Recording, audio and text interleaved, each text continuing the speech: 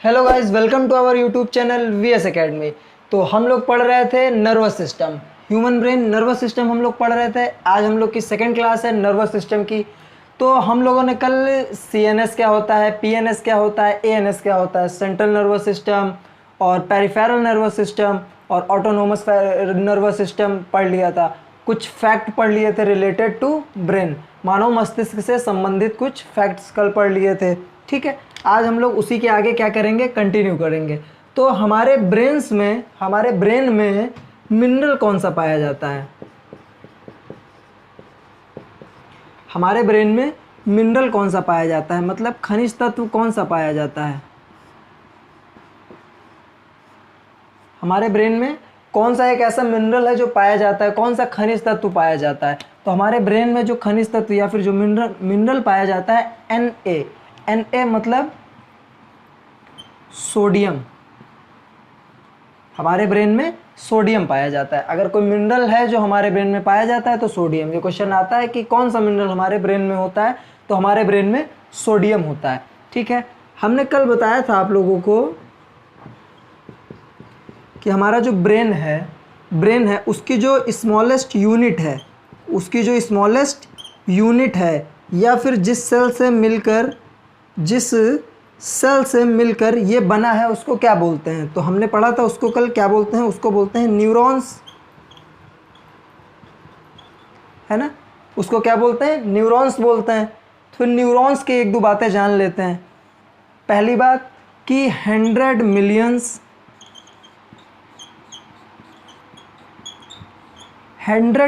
से ज़्यादा न्यूरॉन्स होता है हमारे बॉडी में। ठीक है, किसी भी व्यक्ति के शरीर में 100 मिलियन से ज़्यादा क्या होते हैं? न्यूरॉन्स पाए जाते हैं। 100 मिलियन से ज़्यादा न्यूरॉन्स किसी भी ह्यूमन बॉडी में पाए जाते हैं। ठीक है, दूसरा कौन सा पॉइंट है कि जो न्यूरॉन्स होता है, न्यूरॉन्स क्या है? ये सेल है, बेसिक यूनिट है हमारे ब्रेन की। ठीक है, तो ये जो न्यूरॉन्स हमारे जो बॉडी में सारे जो सेल्स होते हैं, तो सबसे लंबे अगर कोई सेल्स की बात करें कि लेंथ किस सेल की सबसे ज़्यादा होती है या फिर सबसे लॉन्गेस्ट सेल हमारा कौन सा है, तो न्यूरॉन्स, हमारा जो न्यूरॉन होता है, न्यूरॉन्स हैं हमारे सबसे लंबे हैं। मतलब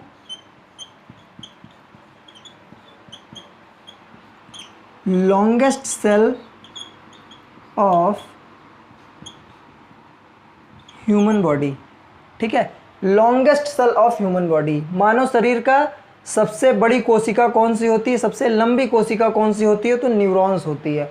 ठीक, तीसरा पॉइंट,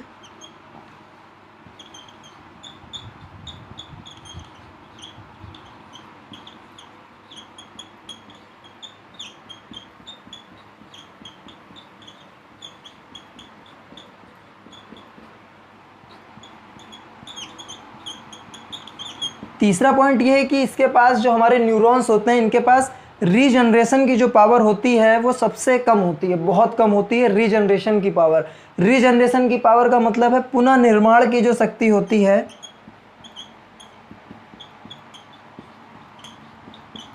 जो पुनः निर्माण की शक्ति होती है वो बहुत कम होती है हमारे न्यूरॉन्स के पास। मतलब अगर एक बार हमारा कोई जो न्यूरॉन्स है डैमेज हो गया, नष्ट हो गया, तो वो दोबारा बन नहीं पाता। उसकी जो रीजनरेशन पावर है बहुत कम होती है। जैसे कि हमारे शरीर में जो लीवर होता है उसकी रीजनरेशन पावर क्या होती है? मैक्सिमम होती है, बहुत ज़्यादा, सबसे ज़्यादा होती है। वो बहुत जल्दी अगर उसका थोड़ा सा आधा पार्ट काट दिया जाए तो उसका दूसरा आधा जो पार्ट है वो 27 दिन या 1 महीने के अंदर क्या होगा, दूसरा लीवर पूरा का पूरा बन जाएगा। बट जो उसकी क्या है, रीजनरेशन पावर, पुनः निर्माण की शक्ति बहुत ज़्यादा है। और जो हमारे न्यूरॉन्स होते हैं इनके जो पुनः निर्माण की शक्ति होती है क्या होती है? बहुत कम होती है। रीजनरेशन पावर बहुत ही कम होती है। ठीक है, तो हमारे ब्रेन में जो मिनरल पाया जाता है वो सोडियम है। और बेसिक यूनिट क्या है, जो सेल है हमारा बेसिक क्या है ब्रेन का? न्यूरॉन है। 100 मिलियन से ज़्यादा न्यूरॉन हमारे बॉडी में पाए जाते हैं। दूसरा, लॉन्गेस्ट सेल है हमारी बॉडी का। तीसरा, रीजनरेशन पावर, जो हमारे न्यूरॉन्स हैं, न्यूरॉन्स की रीजनरेशन पावर क्या है? बहुत ही कम है। हमने कल इसकी लोकेशन आपको बताई थी, लोकेशन क्या होती है हमारे ब्रेन की? बिलो क्रैनियम, कपाल अस्थि के नीचे पाया जाता है। कपाल अस्थि के नीचे मतलब बिलो क्रैनियम पाया जाता है। ठीक, तो ये हमारा जो ढांचा है, ये हड्डी का जो हमारा सर के ऊपर ढांचा है, इसके नीचे हमारा यहाँ पे अंदर क्या है? ब्रेन है। तो ब्रेन और इस क्रैनियम के बीच में भी कुछ होता है। क्रैनियम के और ब्रेन के बीच में एक लेयर पाई जाती है, एक लेयर पाई जाती है, उसको क्या बोलते हैं? मेनिंजिस। एक लेयर पाई जाती है जिसको क्या बोलते हैं? मेनिंजिस बोलते हैं। ठीक है, और वो जो मेनिंजिस है वो लेयर, जो एक लेयर होती है वो 3 लेयर्स से मिलके बनी होती है। ठीक है, हमारा जो ब्रेन है ऐसे ऐसे करके ब्रेन है। ठीक है, ऊपर यहाँ पे हमारी ऐसे करके बोन्स होती हैं। ठीक है, 8 हड्डियाँ होती हैं, बोन्स होती हैं। तो यहाँ पर ऐसे करके ऐसे करके ऐसे करके यहाँ पे 3 लेयर होती हैं। उन तीनों लेयर को मिला के हम लोग मेनिंजिस बोलते हैं। 3 लेयर पाई जाती हैं between cranium and brain. Cranium and brain के बीच में 3 लेयर पाई जाती हैं। उन तीनों लेयर के ग्रुप को क्या बोलते हैं? मेनिंजिस बोलते हैं। और वो जो तीनों लेयर हैं उनके क्या नाम हैं? तो एक को बोलते हैं पायामीटर, एक को क्या बोलते हैं? पायामीटर, एक को क्या बोलते हैं? ड्यूरामीटर।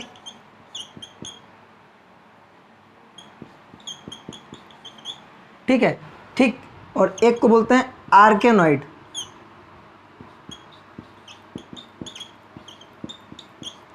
ठीक है, ये 3 लेयर्स हैं, ये भी लेयर है, ये भी लेयर है, ये भी लेयर है। ये तीनों लेयर जो हमारे हैं क्रैनियम और हमारे ब्रेन के बीच में आती हैं, और ये तीनों लेयर जब मिल जाती हैं तो उसको हम लोग मेनिंजिस बोलते हैं। क्या बोलते हैं?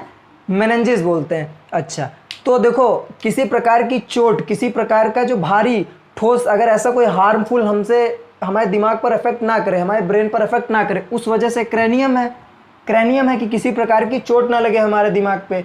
बट ये तो हो गया आउटर इंजरी के लिए, कि आउटर से, बाहर से कोई चोट ना लगे। बट इनर इंजरी, अंदर से भी तो कोई चीज़ जा सकती है जो हमारे दिमाग को, हमारे ब्रेन को क्या करे? अफेक्ट करे। तो ये जो हमारे मेनिंजिस लेयर है, ये जो हमारी मेनिंजिस लेयर है, ये एक मेम्ब्रेन है। एक याद रखेंगे आप, क्या है ये?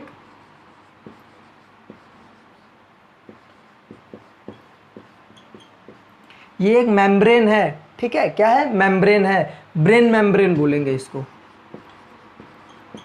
ठीक है, याद रखेंगे आप, ब्रेन मेम्ब्रेन कि कौन सी होती है? मेनिंजिस होती है। किससे मिलके बनी होती है? पायामीटर, आर्केनॉइड और ड्यूरामीटर। हिंदी में भी नाम इनके यही होते हैं। ठीक है, तो देखो, ये तीनों किससे हमको बचाती हैं? अगर किसी प्रकार का इन्फेक्शन है, ठीक है, इन्फेक्शन या फिर कोई वायरस या फिर कोई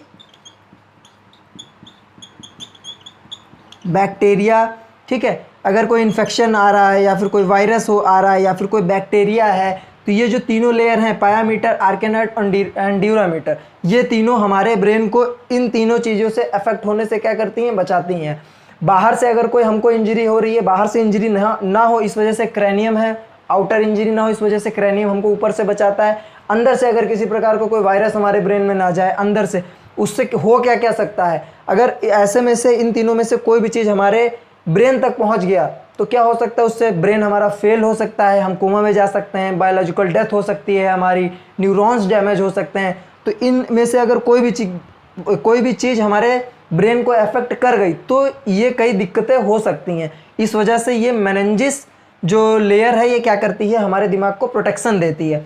मान के चलते हैं कोई वायरस पहुंच गया हमारे ब्रेन तक, ठीक है, वायरस पहुंच गया या फिर बैक्टीरिया पहुंच गया या फिर कोई, तीनों में से कोई भी एक चीज़ क्या है? हमारे ब्रेन तक पहुंच गई, कोई वायरस पहुंचा या इन्फेक्शन हो गया, तो जो बीमारी होगी उसको क्या बोलते हैं? उस बीमारी को बोलते हैं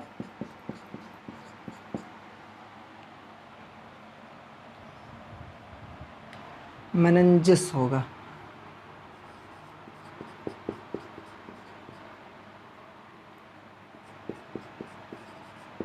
मेनिंजिस, ठीक है, उस बीमारी को बोलते हैं मेनिंजाइटिस। ठीक है, उस बीमारी को क्या बोलते हैं? मेनिंजाइटिस।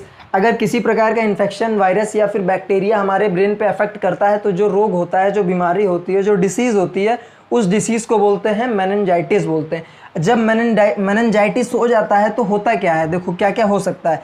या तो कोमा में जा सकता है पर्सन, या तो कोमा में चला जाएगा, या फिर क्या होगा? उसका ब्रेन फेल हो सकता है, ब्रेन फेल हो जाएगा, या फिर बायोलॉजिकल डेथ हो सकती है। बायोलॉजिकल डेथ हो सकती है। बायोलॉजिकल डेथ का मतलब हमने कल आपको बताया था, बायोलॉजिकल डेथ का मतलब ये हुआ कि आप जिंदा तो रहेंगे बट आपका ब्रेन वर्क करना बंद कर चुका होगा, जैसे कि कंडीशन एक है क्या, कोमा, ठीक है। दूसरा हमारे न्यूरॉन्स भी डैमेज हो सकते हैं, न्यूरॉन्स भी हो सकते हैं क्या हमारे डैमेज, ठीक है, न्यूरॉन्स भी डैमेज हो सकता है। सबने सुना होगा उनका नाम राजा राम मोहन राय जी का, जिन्होंने सती प्रथा का अंत करवाया था। राजा राम जो मोहन राय थे, उनको जो बीमारी हुई थी, उनको मेनिंजाइटिस हो गई थी, उनको मेनिंजाइटिस हो गई थी, ठीक है। तो हमने क्या पढ़ा कि जो हमारा ब्रेन है और जो हमारी क्रैनियम है, उसके बीच में एक लेयर होती है जिसको मेनिंजिस बोलते हैं, ब्रेन मेम्ब्रेन, उसको मेनिंजिस बोलते हैं, जो कि पायामीटर, आर्केनॉइड, ड्यूरामीटर 3 लेयर्स से मिलकर बनी होती है। और इन तीनों लेयर्स का काम क्या होता है, किसी प्रकार के वायरस, किसी प्रकार का इन्फेक्शन या फिर किसी प्रकार के बैक्टीरिया को हमारे ब्रेन तक पहुंचने से रोकना। अगर इन तीनों में से कोई भी एक चीज़ हमारे ब्रेन तक पहुंच जाती है तो हमें एक बीमारी हो जाती है, कौन सी, मेनिंजाइटिस। मेनिंजाइटिस बीमारी होने पर क्या होता है, कोमा में जा सकता है इंसान, उसका ब्रेन फेल हो सकता है, बायोलॉजिकल डेथ हो सकती है और न्यूरॉन्स डैमेज हो सकते हैं, ठीक है। तो इतनी सारी बीमारी आपको समझ में आ गई। एक और चीज़, अच्छा ये भी पूछता है कि इसमें से जो 3 लेयर हैं, बाहर की ओर कौन सी होती है, बीच में कौन सी होती है और अंदर की ओर कौन सी होती है, तो ये भी जान लेते हैं। जो हमारी ड्यूरामीटर है, ड्यूरामीटर, ये हमारी आउटर लेयर है, ये हमारी कैसी लेयर है, आउटर, मतलब बाहरी सतह होती है, बाहरी लेयर है, ठीक। और जो हमारी आर्कियोनॉइड है, ये मिडिल में है, तो ये मिडिल में ही होती है, ठीक है, ये हमारे मिडिल लेयर है। जो हमारा पायामीटर है, ये हमारी इनर लेयर है, ठीक है, ये हमारी इनर या फिर आंतरिक लेयर है, ठीक है। इतना आप लोगों को समझ में आ गया होगा। अब हम ब्रेन पर पहुंचते हैं कि ब्रेन के कौन कौन से पार्ट होते हैं, कौन सा छोटा होता है, कौन सा बड़ा पार्ट होता है, सब पार्ट कौन से होते हैं, सब पार्ट में कौन छोटा होता है और सब पार्ट में कौन बड़ा होता है। तो हम लोगों को पता है कि ब्रेन के मेजर 3 पार्ट होते हैं, ठीक है, ब्रेन के मेजर 3 पार्ट होते हैं। कौन कौन से, पहले होता है हमारा फोर ब्रेन, फोर ब्रेन, फिर होता है हमारा मिड ब्रेन,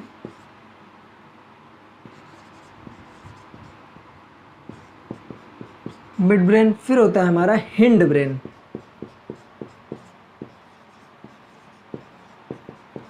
ठीक है। Fore brain, mid brain, hind brain. आगे का ये जो यहाँ से लेके यहाँ तक ये पूरा पार्ट है, इसको फोर ब्रेन बोलते हैं। यहाँ पे मिड ब्रेन होता है, पीछे हमारा हिंड ब्रेन होता है। जो हमारा फोर ब्रेन है, इसको बोलते हैं अग्र मस्तिष्क,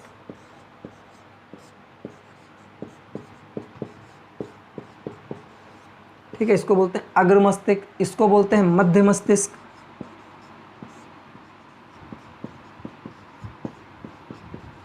मध्य मस्तिष्क, इसको बोलते हैं पश्चिम मस्तिष्क,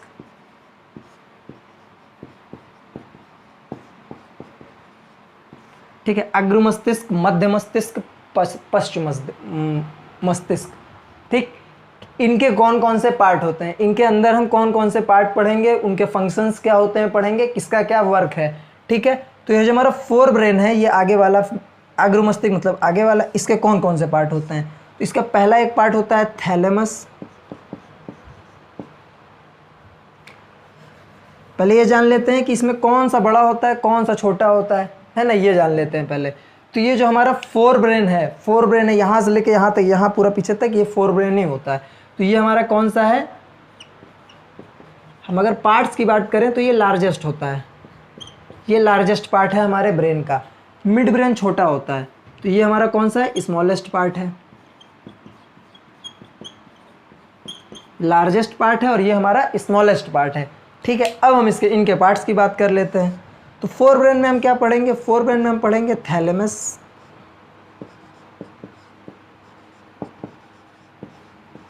ठीक है, थैलेमस क्या होता है। दूसरा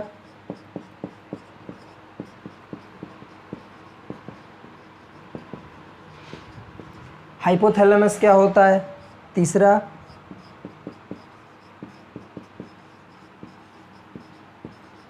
सेरेब्रम क्या होता है, ठीक है, सेरेब्रम को। और ये स्मॉलेस्ट जो हमारा मिड ब्रेन है, मध्य मस्तिष्क, इसका कोई खासा पार्ट नहीं है, ये सिर्फ मिड ब्रेन ही होता है, इसके पार्ट्स नहीं है, ठीक। हिंड ब्रेन के पार्ट्स होते हैं। हिंड ब्रेन के कौन कौन से पार्ट्स होते हैं देख लेते हैं। तो हिंड ब्रेन में हम लोग पहले पढ़ेंगे पोन्स वेरोलाई,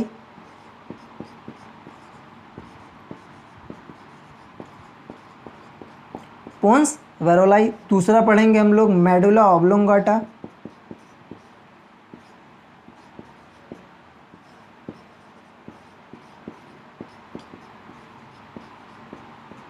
मेडुला ऑब्लोंगाटा।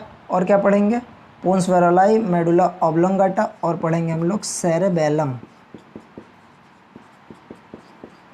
सेरेबेलम। ये सेरेब्रम है, सेरेब्रम वो है हमारा सेरेबेलम, ठीक है। सेरेबेलम को बोलते हैं अनुमस्तिष्क।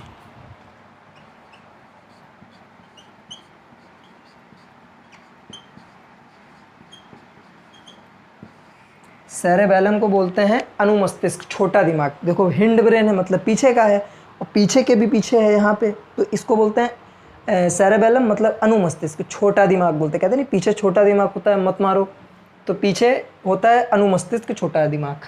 देखो हमने पहले 3 पार्ट पढ़ाए, 3 पार्ट्स बताए हमने, 1 2 और ये हमारा 3 पार्ट्स बताए हमने कि होते हैं ब्रेन के, ठीक है। उसमें हमने बताया कि कौन सा बड़ा होता है कौन सा छोटा होता है। फोर ब्रेन बड़ा होता है और हमारा जो मिड ब्रेन है छोटा होता है। अब ये जो सब पार्ट हैं, ये पार्ट्स के भी पार्ट हैं, मतलब सब पार्ट हैं, इनमें कौन सा बड़ा होता है और कौन सा छोटा होता है। जैसा कि हमने बोला कि ये सेरेबेलम है, इसको हम लोग अनुमस्तिष्क बोलते हैं, अनुमस्तिष्क बोलते हैं, छोटा दिमाग बोल रहे हैं, तो ये क्या हुआ फिर, ये हमारा स्मॉलेस्ट हुआ। फिर बोल ही रहे हैं इसको हम लोग छोटा दिमाग, तो स्मॉलेस्ट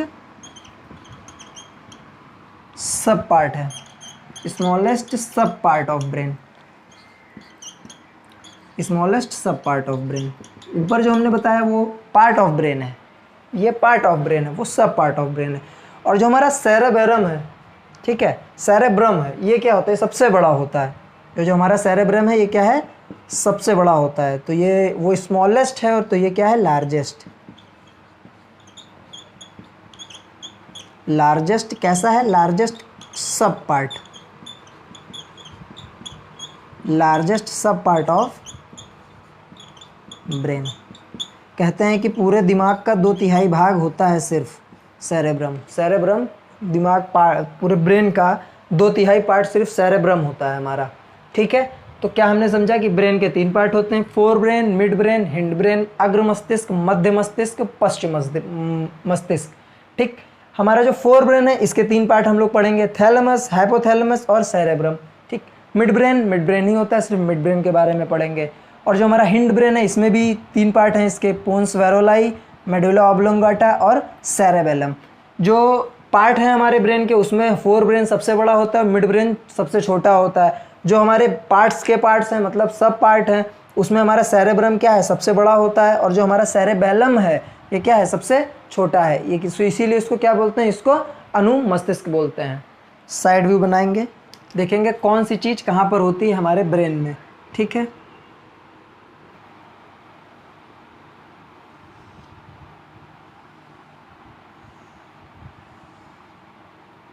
ये है हमारा मिड ब्रेन, ज़्यादा बड़ा हो गया,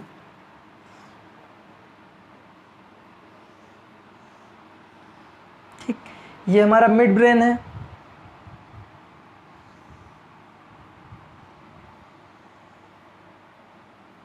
ठीक है। ये हमारी पोन्स वेरोलाई है, और ये यहाँ तक हमारा मेडुला ऑब्लोंगाटा है। और यहाँ पर इससे नीचे यहाँ पर हमारी, इससे नीचे यहाँ पर हमारी स्पाइनल कॉर्ड होती है, ठीक है, स्पाइनल कॉर्ड होती है, ठीक। ये हमारा क्या है, ये है हमारा मिड ब्रेन, मिड ब्रेन है, ठीक है। और ये हमारा क्या है,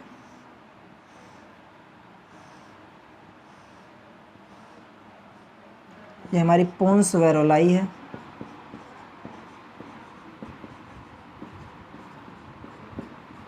ठीक है, और ये हमारा है मेडुला ऑब्लोंगाटा।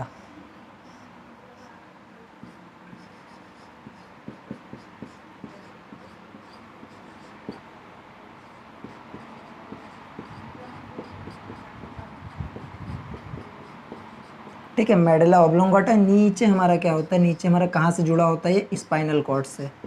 स्पाइनल कॉर्ड मतलब मेरुरज्जु से जुड़ा होता है। ठीक है, मेरुरज्जु से जुड़ा होता है।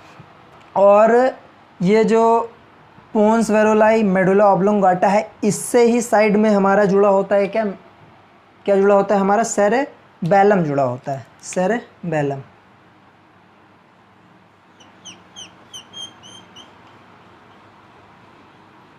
ठीक है, इसी से ऐसे साइड में छोटा सा हमारा क्या जुड़ा होता है, ये क्या है हमारा, सेरेबेलम है।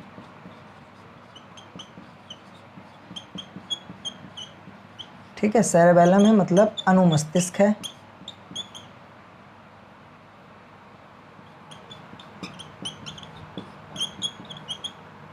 ठीक है, यही हमारा अनुमस्तिष्क है। पूछता है कि जो ब्रेन है, ब्रेन की पूंछ या फिर ब्रेन की स्टेम किस पार्ट्स को, ब्रेन के किस पार्ट को मिला के ब्रेन की स्टेम बनती है, जड़ बनती है, या फिर ब्रेन की पूंछ बनती है। इतने पार्ट को, ब्रेन के इतने पार्ट को मिला के हमारी क्या बनती है, ब्रेन स्टेम।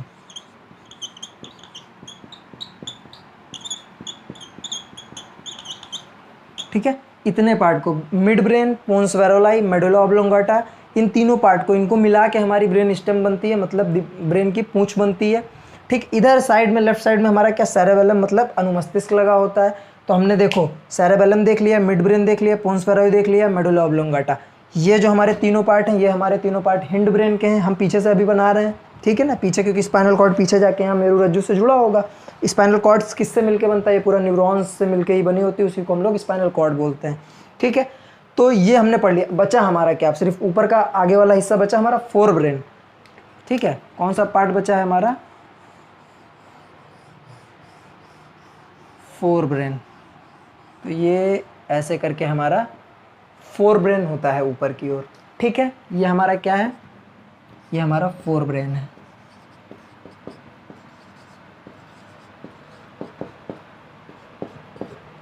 ठीक है, ये हमारा फोर ब्रेन है। फोर ब्रेन में भी तीन पार्ट होते हैं, पता है आपको।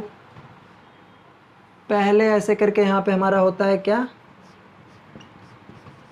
थैलेमस। ठीक है, फिर ऐसे करके होता है हमारा क्या, हाइपोथैलेमस।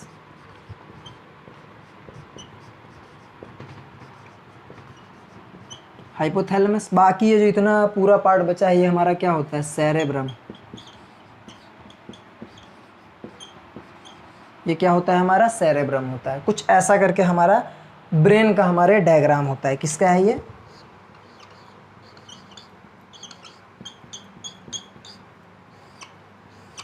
हमारा ब्रेन का डायग्राम है। ठीक है, देखो मिड ब्रेन से स्टार्ट किया हमने। मिड ब्रेन है, मिड ब्रेन के नीचे यहाँ मिड ब्रेन है, मिड ब्रेन के पीछे क्या होता है, पोन्स वेरोलाई है।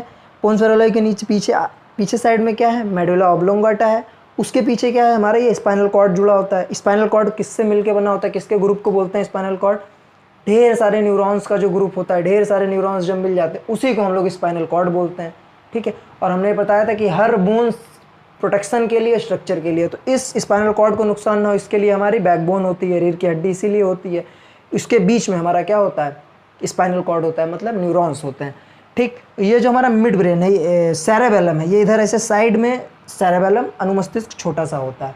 ठीक, बाकी ऊपर हमारा फोर ब्रेन हमने बताया, क्योंकि जो सेरेब्रम है यही सबसे बड़ा 2/3 भाग होता है दिमाग का, तो मतलब फोर ब्रेन तो फिर और बड़ा होगा। तो सबसे बड़ा ऊपर हमारा पार्ट क्या होता है, फोर ब्रेन का, जिसमें थैलेमस होता है, हाइपोथैलेमस होता है और सेरेब्रम होता है।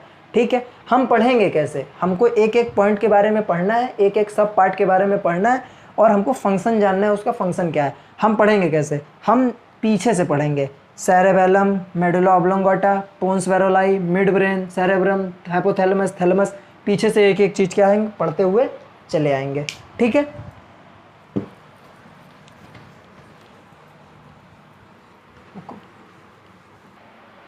अब हम लोग पीछे से, हमने बोला पढ़ेंगे, तो अब हम लोग पीछे से कहाँ से, सेरेबेलम से पढ़ेंगे। ठीक है, कहाँ से,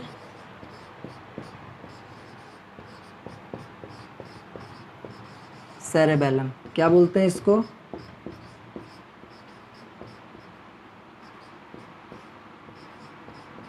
अनुमस्तिष्क बोलते हैं, है ना, छोटा दिमाग भी बोलते हैं।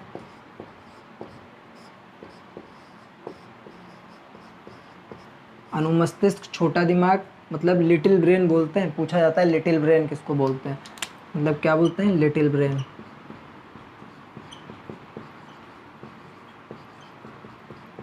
ठीक है, लिटिल ब्रेन, छोटा दिमाग, अनुमस्तिष्क, सेरेबेलम को बोलते हैं। ठीक है, हम इसके फंक्शंस देखने जा रहे हैं। क्या देखेंगे? फंक्शंस देखेंगे कि सेरेबेलम के फंक्शंस क्या क्या होते हैं। मज़ा आएगी इसके फंक्शंस पढ़ने में, बहुत मज़ा आएगी। पहला जो इसका फंक्शन होता है, पहला कार्य क्या होता है? इसका पहला कार्य होता है बॉडी बैलेंसिंग।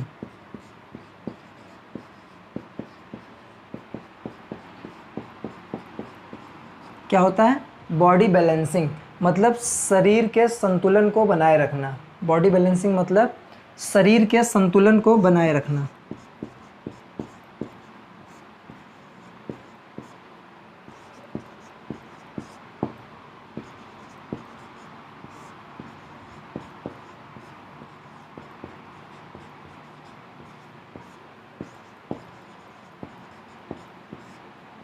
ठीक है, शरीर के संतुलन को बनाए रखना। अभी हम ऐसे खड़े हैं तो किसकी वजह से खड़े हैं? सेरेबेलम की वजह से खड़े हैं। सेरेबेलम अगर हमारा चोट लग गई उस पर, या डीएक्टिवेट हो गया, नष्ट हो गया किसी कारणवश, तो हम क्या होंगे? गिर जाएंगे, हम खड़े नहीं हो पाएंगे।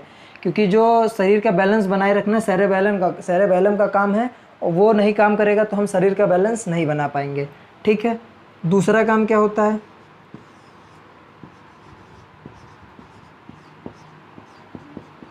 Muscles contraction.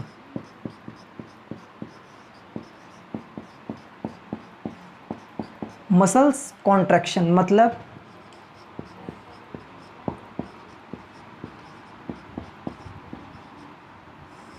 मांसपेशीय संकुचन। मांसपेशीय संकुचन। ठीक, हम ये भी लिख सकते हैं कि मूवमेंट।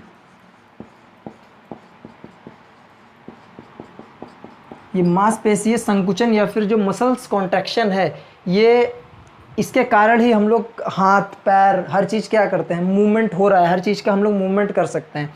देखो ज़रूरी क्यों है? क्योंकि कंट्रैक्शन का मतलब हुआ, देखो कंट्रैक्शन का मतलब कोई चीज़ ऐसा है, कंट्रैक्शन होती है, कंट्रैक्ट हुई, रिलैक्स हुई, कंट्रैक्ट हुई, रिलैक्स हुई, कॉन्ट्रैक्ट हुई, रिलैक्स हुई।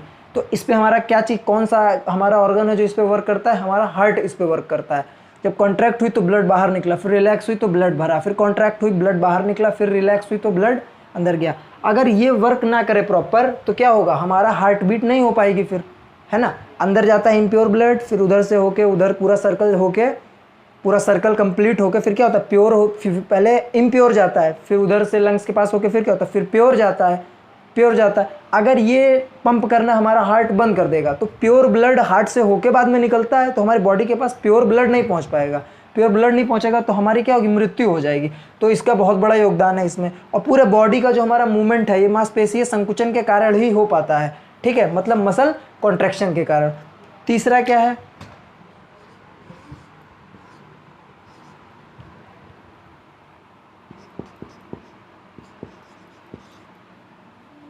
Control speaking.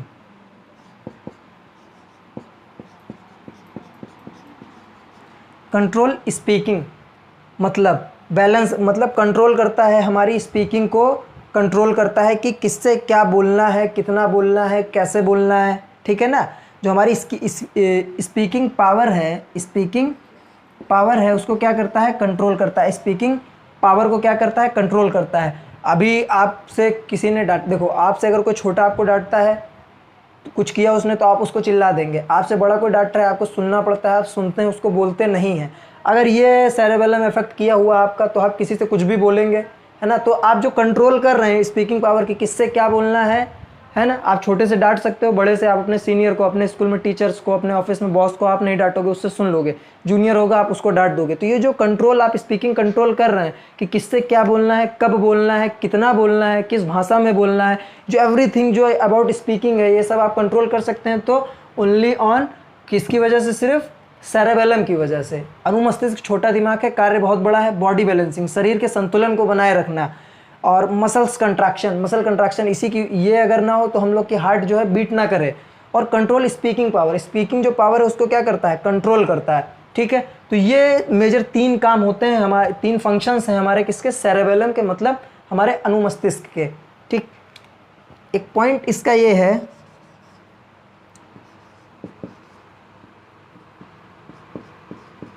After access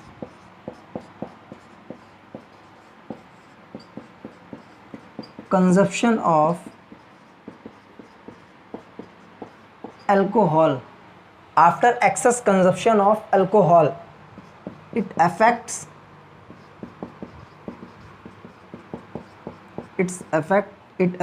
on cerebellum। अभी आपको यहाँ से एक बहुत अच्छी चीज़ पता चलने वाली है। ठीक है, after excess consumption of alcohol it affects on cerebellum. जब हम अधिक मात्रा में अल्कोहल को ग्रहण कर लेते हैं तो वो सीधा हमारे सेरेबेलम पे अफेक्ट करता है, डायरेक्ट क्या करता है, सेरेबेलम पे अफेक्ट करता है।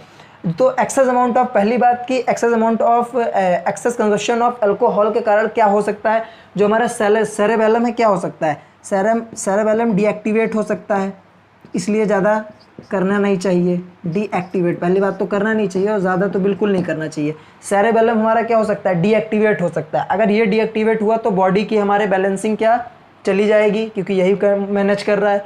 मसल्स कंट्रैक्शन चला जाएगा क्योंकि यही मैनेज कर रहा है। और दूसरा, स्पीकिंग पावर को कंट्रोल करता है। तो स्पीकिंग पावर हमारी जो कंट्रोल है वो अनकंट्रोल हो जाएगी, कंट्रोल नहीं रहेगी। इसीलिए आपने देखा होगा, ये आप समझ सकते हैं कि जब भी आपने देखा होगा कोई ज़्यादा अल्कोहल कंजप्शन कर लेता है तो वो सीधा चल नहीं पाता है, लड़खड़ाने लगता है। इस वजह से ही लड़खड़ाने लगता है क्योंकि ज़्यादा कंजप्शन ऑफ अल्कोहल की वजह से उसका सेरेबेलम अफेक्ट कर चुका होता है। अफेक्ट करने की वजह से उसकी बॉडी बैलेंसिंग जा चुकी होती है। बॉडी बैलेंसिंग जाने की वजह से वो अपने शरीर को बैलेंस नहीं कर पाता है, इस वजह से लड़खड़ा कर चलता है। दूसरा, मसल्स कंट्रैक्शन, ज़्यादा अगर आप अल्कोहल का कंजप्शन करते हैं तो बॉडी भी, आप जिधर पड़े हैं उधर ही पड़े रहेंगे। कोई नाले में गिरता है ज़्यादा पी के, कोई कहीं गिरता है, जहाँ आप गिरे पड़े हैं वहीं गिरे पड़े रहेंगे, क्योंकि बॉडी कंट्रैक्शन नहीं होगा, कोई मसल्स, कोई मूवमेंट आप नहीं कर पा रहे होंगे, आपका सेरेबेलम अफेक्ट हो चुका होगा।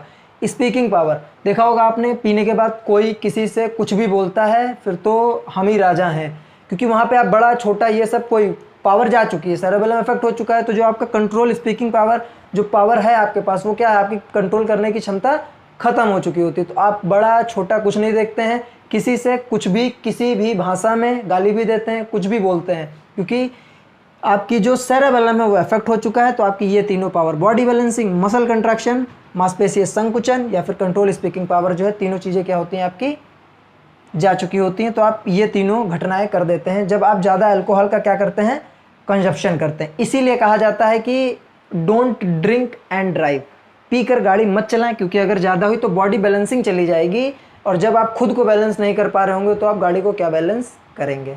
ठीक है, तो don't drink and drive. And cerebellum हमको पता चल गया कि क्या होता है, फंक्शंस क्या होते हैं, ये हम लोगों ने समझ लिया। एक पॉइंट और देखते हैं कि कहा जाता है कि, कहते नहीं है कि पीछे छोटा दिमाग होता है, पीछे नहीं मारने का, उससे इंसान मर सकता है ना। तो कहने को ये छोटा दिमाग इसी में बताते हैं। ठीक है, छोटा दिमाग बोलते हैं। देखो इसका काम क्या है, body balancing, muscle contraction and control power, speaking power. तो इसको, इस पे मारने से अगर हमारे सेरेबेलम पे या फिर अनुमस्तिष्क पे, जो हमारा सेरेबेलम अगर ये अफेक्ट होता है, इसको चोट लगती है, तो मान लिया, ठीक है, हमारा जो सेरेबेलम है इस पे क्या होता है, अगर इंजरी हो गई, मान लिया चोट लग गई, अगर इस पर चोट लग गई, हमारे सेरेबेलम अफेक्ट हुआ, इस पर चोट लग गई, तो ये अफेक्ट, ये इसका कंट्रोल क्या कर रहा था, ये बॉडी बैलेंसिंग कर रहा था। तो बॉडी बैलेंसिंग से उससे लेना देना नहीं है कोई। जो मसल कंट्रैक्शन है, क्या होता है इससे, जो मसल्स का कंट्रैक्शन, मतलब मांसपेशीय संकुचन जो ये करवा रहा था, मांसपेशीय संकुचन। हमने बताया भी कि जो हार्ट हमारा बीट करता है उसमें मांसपेशीय संकुचन या फिर मसल्स कंट्रैक्शन का बहुत बड़ा रोल होता है, बहुत बड़ा योगदान होता है। जो तो उसमें इसका सेरेबेलम का बहुत बड़ी भूमिका है उसमें। तो अगर चोट लग गई तो मतलब ये हमारा क्या हुआ, डीएक्टिवेट हो गया, हमारा सेरेबेलम डीएक्टिवेट हो गया। तो जो हमारा हार्ट है, मतलब जो हमारा हृदय है वो क्या करता है, वो जल्दी जल्दी तो पंप, देखो कितनी धड़कन होती है, तो वो जल्दी जल्दी क्या है, पंप करता है, कंट्रैक्ट करता है, रिलैक्स करता है, कंट्रैक्ट करता है, रिलैक्स करता है, कंट्रैक्ट करता है, रिलैक्स करता है। ठीक है, तो अगर ये चोट लगी, सेरेबेलम डीएक्टिवेट हो गया, मतलब हार्ट हमारा क्या हुआ, उसका जो संकुचन है वो होना बंद हो गया, कंट्रैक्शन उसका क्या हुआ, बंद हो गया। होता क्या है, पहले हार्ट के पास लेफ्ट साइड से इम्प्योर ब्लड आता है, फिर गुजरता है कहाँ से, लंग्स के पास से फिर प्योर ब्लड राइट साइड आता है हार्ट के, फिर राइट साइड से जब निकलता है नीचे से, तो जहाँ जहाँ से आया होता है वहाँ पर प्योर ब्लड पहुँच जाता है। और हमारी पूरी बॉडी प्योर ब्लड से ही चल रही होती है। प्योर ब्लड मतलब ऑक्सीजन की मात्रा, तो हर जगह हमारे बॉडी में, हर जगह ऊपर से सर से लेके नीचे पैर के अंगूठे तक क्या है, ऑक्सीजन पहुँचना चाहिए। जहाँ ऑक्सीजन नहीं पहुँचेगा वो हमारा अंग क्या होगा, ख़राब हो जाएगा। तो ऑक्सीजन हर जगह पहुंचना चाहिए। ऑक्सीजन पहुंचाता कौन है, ब्लड पहुंचाता है। तो ब्लड में जब ऑक्सीजन की मात्रा होती है उसी को हम प्योर ब्लड बोलते हैं। और ये पहुंचाने का काम होता कहाँ से, हार्ट से होके जाता है। जब हार्ट का क्या हुआ, उसने पंप करना ही बंद कर दिया, तो वहाँ से मतलब वो वर्क नहीं कर रहा है। इम्प्योर ब्लड आया, प्योर हुआ, बट उससे होकर जहाँ पे जाना चाहिए जा नहीं पा रहा है। पहली बात, धड़कन रुक जाएगी तो वैसे ही आपकी मृत्यु हो जाएगी। दूसरा, प्योर ब्लड किसी बॉडी के पार्ट तक पहुँचेगा ही नहीं। जब प्योर ब्लड किसी बॉडी के पास तक नहीं पहुँच रहा है तो क्या होगा, आपकी मृत्यु उससे हो जाएगी। इसीलिए कहते हैं कि सेरेबेलम अनुमस्तिष्क जो पीछे होता है, छोटा दिमाग, इस पर मारना नहीं चाहिए, और दूसरा इस पर चोट नहीं लगनी चाहिए। इस पर चोट लगने से इंसान की फौरन मृत्यु हो सकती है। तो उम्मीद करते हैं आज की क्लास आप लोगों को समझ में आई होगी।